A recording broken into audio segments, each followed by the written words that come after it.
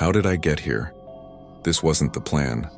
I wore the badge to protect people, not to chase them through the streets like prey. But I remember every second. The call, the bite, the moment I knew I wouldn't make it home. I couldn't save the city, couldn't stop the bloodshed.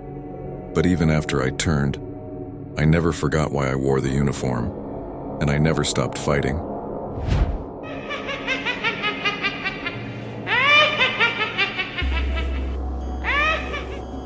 The officer who couldn't protect the city, Part 1. Before, they never trained us for this. We had protocols for riots, for active shooters, even chemical leaks, but nothing prepares you for a 911 call that ends in screaming and silence. Dispatch said it was a disturbance at a corner store near 15th and Jefferson. A man biting customers, that's all they gave me. No backup, just a routine check. I pulled up with my lights off just in case it was drug-related. I didn't even unclip my weapon. I figured I'd just talk him down, maybe call in medics. The store door was cracked open. Silent, too silent. There was blood on the glass, smeared like someone had tried to crawl their way out. I stepped inside slow, hand on my belt, calling out, "Philly PD!" Anyone here? No answer. Just the hum of a broken fridge and the ceiling fan turning lazy circles overhead. And then I saw him. He was crouched behind the counter, back hunched, head jerking with weird, sharp movements.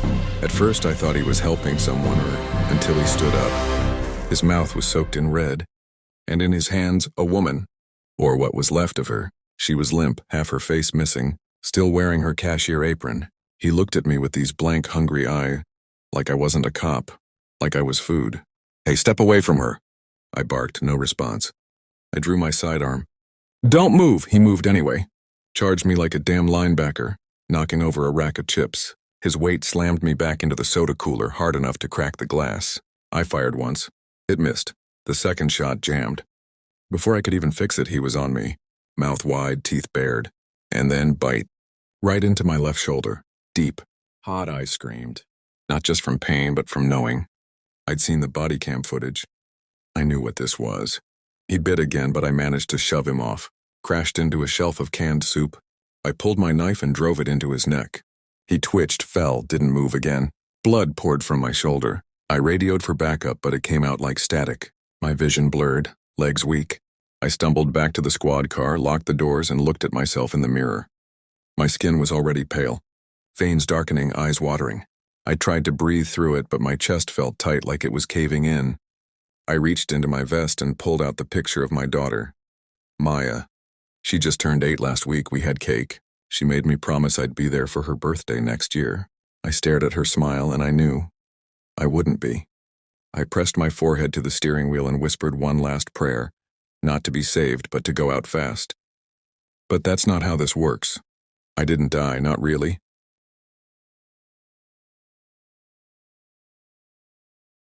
Part 2. During, they say once you turn, you lose everything.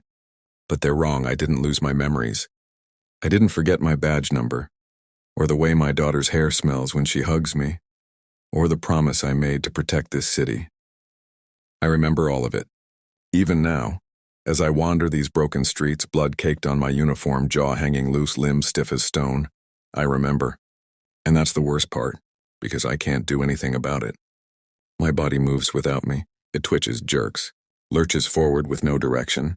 But inside I'm screaming. I watched my hands rip into a man trying to help a wounded stranger. He begged for his life, and I begged too. Begged for my fingers to unclench, for my legs to stop chasing, for my teeth to stay shut. But they didn't. I remember blood, hot metallic, and the sound of him choking on his own screams. I fell to my knees after. Not because I meant to, because something broke. A piece of me, whatever was left, just collapsed. And still I didn't stop moving. I wandered the streets I used to patrol, past the convenience store I once got free coffee from, past the school I used to park beside on crosswalk duty. There were bodies everywhere, civilians, officers, friends, and I recognized them all. I saw Officer Triggs, the rookie with the nervous hands, twitching in a pool of his own blood. Sergeant Mendez had torn in half near City Hall. I wanted to cry, but I couldn't. Zombies don't cry, but we feel. God, do we feel. I felt the shame, the rage, the hunger. I felt like a stranger in my own skin. And then I saw her. Not Maya, not yet, but her mother, Jess. She was alive, barely, holding a tire iron, face bloodied, backed into a corner behind a looted SUV. When she saw me, her face twisted. Not in fear, in heartbreak. I saw her mouth the words, "Alex, no." She knew. She saw what I'd become. I shuffled toward her, not because I wanted to, because I couldn't stop. My limbs moved on instinct, my mouth already opening, and I could feel my soul clawing at the inside of my ribs, begging me not to do it. She raised the tire iron, tears streaming down her face. And she didn't run, she didn't scream. She whispered, "I'm sorry." Then she hit me once, twice. I fell backward, dazed but still moving. She didn't finish the job, she ran. And I'm glad she did, because if she had killed me then, I never would have seen Maya. It happened hours later, maybe days. I saw her through the cracked window of a second-floor apartment. She was alive, holding a flashlight. Peeking through blinds, she looked just like her mom, but taller now, older, and I stopped, just stopped, dead in the middle of the street. For the first time since I turned, my body didn't pull forward. It froze, I couldn't wave. I couldn't say her name, but I felt it swell in my chest like fire. Maya, I don't know if she saw me. I hope she didn't, or if she did, I hope she only saw a shadow. Because if she knew it was me, if she knew her father was out here like this, I don't think she'd ever sleep again.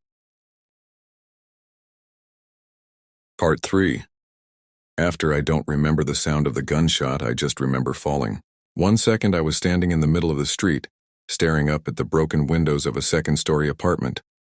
And the next, I was flat on my back, blinking up at the sky.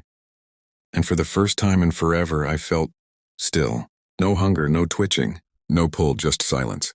The bullet had entered through my left eye, clean, precise. Someone out there knew what they were doing. Someone had the mercy I couldn't give myself. And for that, I was grateful. As the world faded around me, something opened. Like a door in my mind I'd forgotten how to knock on. And behind that door was everything. I saw my daughter again. Not from across a street. Not through fogged-up eyes or broken glass. I saw her clearly. She was sitting on my lap, arms around my neck, asking me to stay home just 5 more minutes before school. I saw her birthday, her missing teeth, her glitter-covered drawings taped to the fridge. I saw Jess laughing in the kitchen, wiping flour off her face as we danced barefoot to an old Motown record. And I remembered me, not the thing I'd become, not the creature that wandered in my uniform, dragging its gun belt like it still meant something.